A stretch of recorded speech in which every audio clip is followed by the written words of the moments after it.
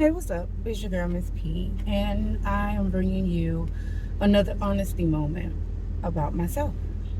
I wanted to touch on depression. So, I've always had depression due to me being large.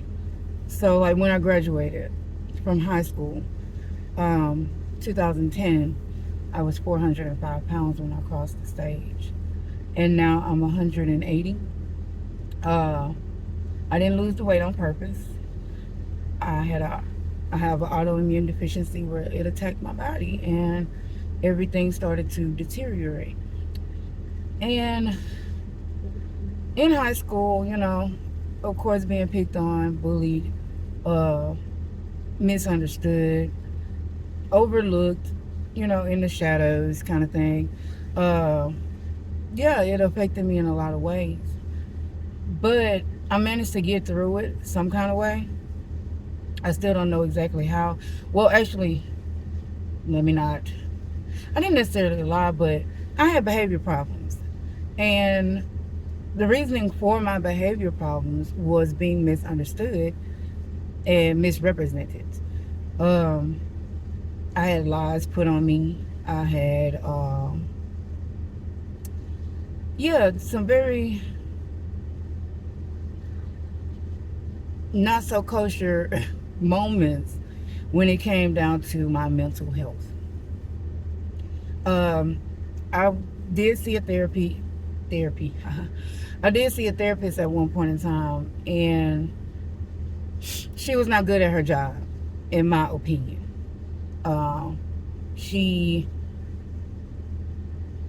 you know how they have those stories where they are in cahoots with the facilities, so they get like a percentage or whatever. That's what I feel now that I know of those things, because it didn't make sense of why she wanted to send me to a mental health facility. She wanted me to be admitted into a hospital because my teacher and I were not getting along at the time, because she was some Caucasian woman, pro black. I'm fine with that, but she just never took the time out to understand me. And we always clashed to the point where they made me go to therapy. I was in behavior classes. And it just went downhill from there, because it's like, y'all steady saying these things about me, but that's not why I'm acting out. That's not, you know, I was a very good child at one point, but if you have, students steady blaming me or steady pointing the finger, I decided to go ahead and go with what was said about me. I was acting out, so all right, I'll act out then. Let me show y'all me acting out. How about that? And I got into a comfort zone of acting out to the point where, yeah, I was untainable. I never did my hair. I didn't care whatsoever about clothes, hygiene, if I have to be just completely honest. I didn't give a shit, because it was like, I'm on this mission to prove y'all right. Y'all say I'm bad, so be it. Let's just go in and go for it. Let's do this thing. So it got so bad to the point where my teacher at the time, she decides to say that I'm coming in class and hearing voices. Now, mind you, I'm already in back classes. So, yeah, that's not okay for nobody that I'm hearing voices. And I'm like, hearing voices? I bet. Y'all want to take it up a notch? No problem. I got you. Who I'm hearing? Nobody. But I'm hearing voices. I hear them all. They're telling me to not give a shit. And that's where I went with it. And it just got out of control to the point where I got comfortable. They kept blaming me. Um, and I kept it going. Did it help me? No. You know, some educational things I'm a little behind on, because I was spent most of my time in back classes. But I ain't no dummy. I'm almost on my second degree now. But at the time, it was just one of them. If this is what y'all saying that I am, then I'll be it. Well, I ended up going into a mental hospital for about a week. Got stabbed twice. Hard time. um, right here and in my back, same spot. But like, if Home Chick made it like more effort, it would have probably been like a little through and through with that number 2 pencil. Because Home Chick was not playing with me. She ran after me and everything. And I was away from my family at that time, and it was just like I felt like they believed them the entire time. Like it's like y'all believe in them, and y'all going with this notion, this fuckery, basically. And so it just made me more angry with my family. It made me more angry with schooling. It made me more just angry. So with that being said, I managed to get through school, and I kind of suppressed it once I got into middle school because I had Mr. Mumphrey, who is like a godfather to me that stayed on my ass. And then he ended up following me to high school. His story is on my YouTube as well. Um, and it was I felt good knowing that he was with me because he understood me. He knew where I was coming from. I was able to be open and honest with him about I'm not a bad person. I'm just very misunderstood, like a lot of the times. And he took the time out to listen, decipher, because if nobody understood it, I figured you decipher in Morse code with my thoughts. And he took the time out to do that. And it got to a point where some people wanted to hold me back, I felt like, because he was trying to get me out of back classes for high school so I won't graduate in back classes. Mind you, I was in AP classes. And yeah, some people from middle school followed too. And I felt as though that they was trying to hold me back. Like, I don't want to graduate in back classes. There's no accolade. There's no, I have been doing good, no problems in music, in band, did a little drama, all of that. And it was like, why y'all trying to hold me back like that? Like, it's been years. And yeah, I snapped with y'all during that time, but at this point, I'm growing up. I haven't even seen y'all. Y'all in the office area, y'all not my teachers anymore, etc. And so, yeah, it was baffling to the point where my mom got angry because I was making my stance and she was just like, I got this. But I'm like, I've been dealing with these people for quite some time. Let me handle this. And I should have just stepped back, and she got mad. And yeah, she didn't pay for my senior year at all. And I don't blame her, because if I'm doing something against what your game plan is and you're the adult at the time, I should have just sat back and realized my mama had my back. But at the time, I felt like I was by myself anyway. And then, mind you, during this time, I'm getting sick and I didn't even know.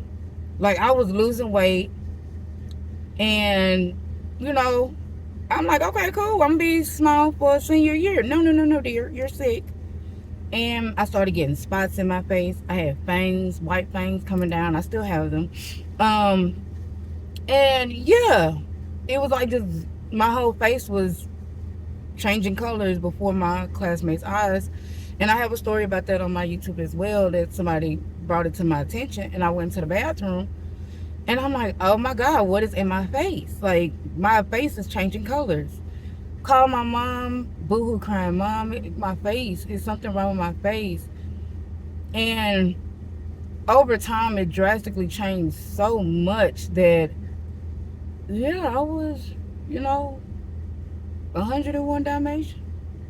And it's still kind of like that. I've, done my skincare and taken care of myself, so some spots are not there, but I still get white spots, especially when I'm stressing or depressed. It still shows up in my face whether I like it or not. So, going through that and being in high school, dealing with the stresses of my grades, my choir teacher was not no peach. Um, and so yeah, it just okay, got through high school. Soon as I graduated from high school, yeah, I was bedridden. I had a couple of outings that I was able to do, like kickbacks and stuff like that. But then after that, my mobility starts slowing down. My energy starts slowing down. You can start seeing my bones started chipping tooth everywhere. Not sure how to stop it. I was falling apart, and nobody could tell me what it was for about a year until I went to where did I go? I went to Park Plaza first. They didn't know what it was, and then I went to Bentop, and then that's when I found out I had scleroderma. And they was like, it's like lupus, but you know, overall, it's an autoimmune deficiency. Having to take that in at such a young age, it was just like, was my behavior the reason why I got this? Because nobody in my family has it.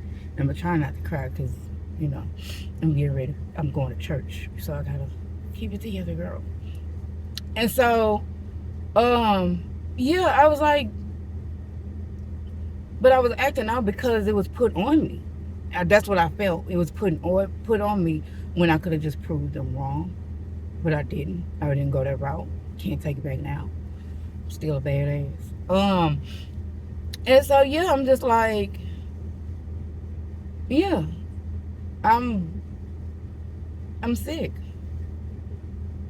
And so then when it got worse, me being on a walker, I couldn't go upstairs. We was in a townhome at the time, and I couldn't go upstairs for quite some time. But then the real dark places came when my family had to continue to leave every day because they had to provide. My sister had kids, my mom had me, and my mom was also helping my sister, you know, because she was like low-key single parent, and she is. um and so they had to leave me every day. Like I knew like the schedule of the TV shows. I knew, you know, when to switch channels. I knew, I just knew every show that there was to come my way. Like that's all I could watch. And I was in this room. I was in my room and having to crawl to the bathroom.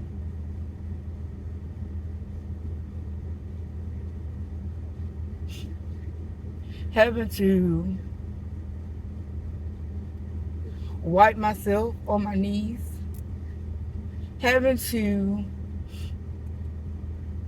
not give up on myself. Not to just lay there in my own filth because I just was so tired and in pain.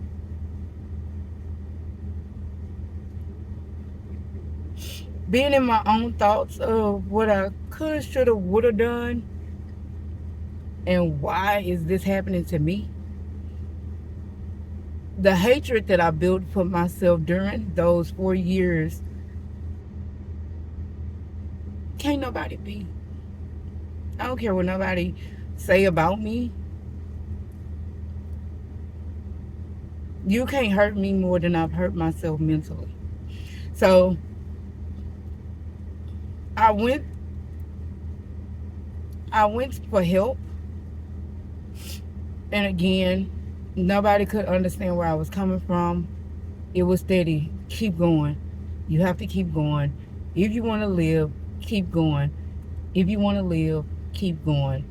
And then after a while, I was like, do I want to live? For what? Why?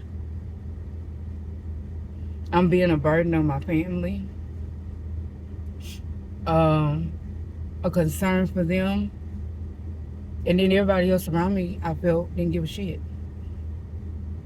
That, you know, you get those encouraging words here and there, but I really feel like nobody cared. And I had been there for like a lot of people during their darkest moments and stuff. But when it was my turn, they just, I don't know. I don't know if they just thought I had it, you know, or they simply just didn't know what the hell to do. But it was like my example of friendship. How you not know what to do for me? Now, mind you, I'm a very independent person, so it wasn't like I was wanting them to baby me or babysit me, as one person actually had the nerve to tell me. I just wanted to stay included, wanted to stay apart. But no, they didn't give me that consideration. And so as time went on, I got lonely, very, very lonely, to the point where I was feeling voids with individuals who just wanted me for trying to keep it appropriate for release. And I felt as though that was my value, that anytime somebody wanted me in that manner, they wanted me. And it was like, no, they just wanted release. And thank God, I'm a clean, clear, and under control woman.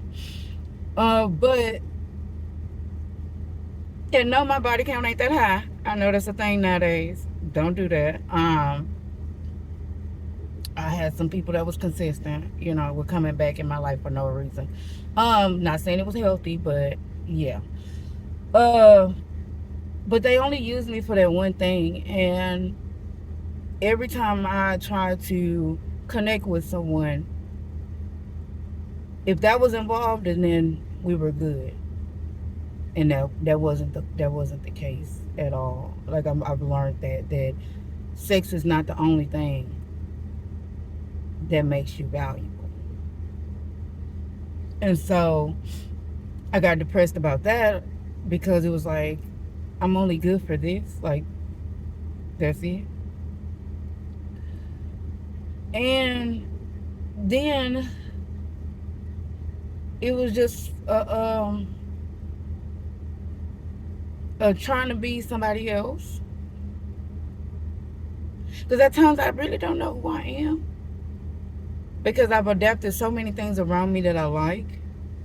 That sometimes I am kind of someone else at times, because I like their comfort in who they are, that I want to be it too.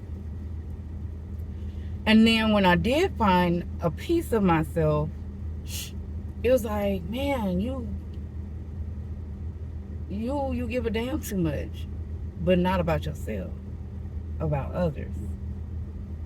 And I'm like, okay. And I've seen my mom do it.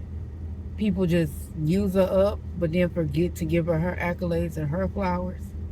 My sister, same thing. Been there for people. No accolades, no flowers. So I'm just like, I don't want to be like that. I don't want them problems. I don't want people to just use me up, and I'm just waiting on my flowers from heaven. Like,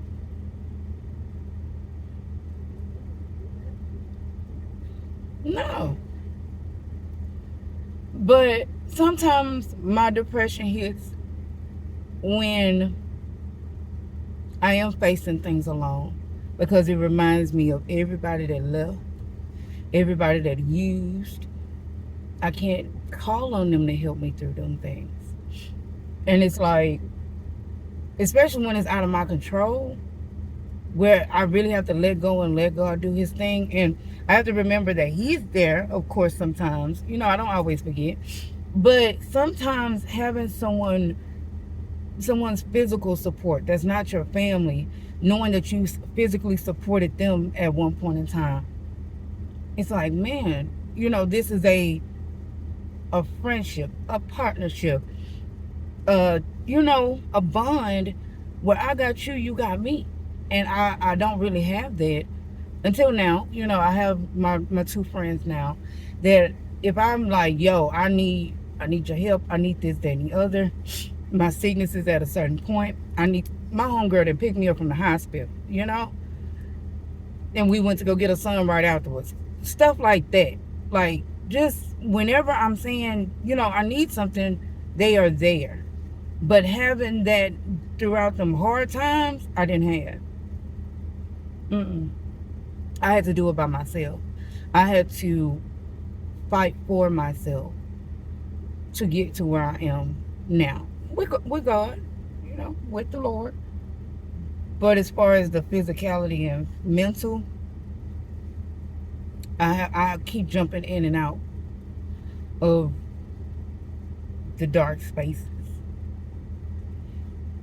And now when dark spaces get to me, it's hard to get out of them because I start spiraling. All the old depression tends to come. At the same time, this storm is brewing for a new depression to the point where I'm just crying on a constant basis every morning. And here lately, I've been kind of reeling it back in, like, nah, we're not going to go that far in the hole. Even though I'm facing things in my life, I have to know when to hit the brakes, or I would not be here. I have to remember what it would do to other people. I have to think unselfishly when I'm in depressions, because I'll snap, I'll go off, I'll be crying, I'll want to fight. I get so angry that I take it out on myself, no matter what the situation is. It could not even have nothing to do with me, and I just, I'm a bull in a china shop. Yes. And so here lately, getting older, the depression don't hit me the same way. It's one of those, I don't want to be here because I can't fix it. And I can't go that far. I can't go that far no more because I want to be here. I want to do things that elevates and flourishes and grows to the point where I'm pulling other people out of the hole. I want to fill my hole up with dirt, put some seed, and let some things grow. I want to start growing upward and not spiraling back down. And so some of the things that I do to help with my depression: cooking, hair, self-care, um, reading, and my biggest outlet is writing. No matter how much it don't make sense on the paper, I just get to writing. Out of order, in order, prayer to God, letter to the person I'm mad at, desires, hopes, dreams. I just write it out and I just leave it on the paper. Does it work all the time? Hell no. Nope. By no means. But it's a way. It's a way.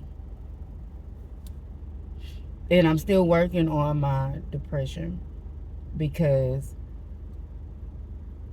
I don't want to be sad. I want happiness. And I want to have it under control for my child that I want to have. Again, a milestone I'm not willing to give up. I don't want to get into those dark spaces with my baby being here. And so, yeah, that's how a lot of my depression festered and grew and attached itself to me. Um, I think I'm in better spaces now because I can acknowledge when it's about to pop off. Is when things happen out of my control. And that's where the patience and temperance come in that I don't have, that I'm working on. So, yeah, find outlets, find the source of where it all started, because a lot of times it really do help you realize I need to not let that cling on me. And even if a new depression comes, it's for a reason. It's some things are happening now and not from the past. So when they say address the past, they is a real thing. And even though some of the stuff from my past that I have shared, it's kind of on me because I went that route with it. And I'm not saying that it was okay. I just wish, you know, a lot of more individuals were more aware of what was really happening. And because people wasn't aware of what was happening, it made me feel alone. And so now when I realize, you know, hey, I'm going through something dark, I find out what it is. If it's out of my control, I write it all out. And then whatever lesson is supposed to be learned, I try to let it resonate and make sure it doesn't happen again. Whether I was moving too fast, too slow, or I didn't do my part at all. Um, and sometimes it just hits you, even if there's nothing wrong. Because I've had a couple of times where everything was actually going swell, and I just got upset and sad and just unsure of what I was doing. Idle mind is the devil's workshop, basically. So, anywho, like I always say, be kind, be considerate,